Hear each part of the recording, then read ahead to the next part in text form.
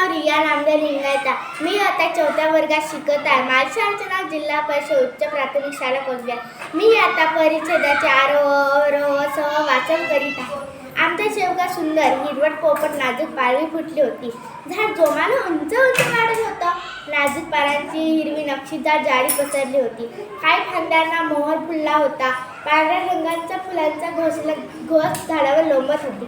हिरव्यागार झाडांना पांढऱ्या शुभ्र फुलांचा फुलोरा उठून दिसत होता. आमचा शिंगा खूप छान भरला होता. येणाऱ्या जाणाऱ्या नजर त्यावर पडल्याशिवाय राहत नव्हती. एके दिवशी आमच्या घरच्या काकू आल्या आणि म्हणाल्या, घरात कधीही शेवगा लावू नये. घरात भांडण होतात. हे झाड तुम्ही तोडून टाका. इतकं सुंदर झाड आणि तोडून टाका. मला जरा काकूंचा रागच आला.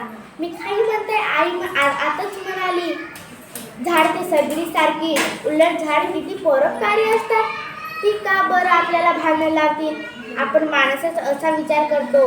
झाड तर आपल्याला देतात, फुलं देतात, सावली देतात, पक्ष्यांना घरही देतात, आधारही देतात. मी हे झाड लावलंच जोपासण्यासाठी, तोडण्यासाठी नाही. धन्यवाद.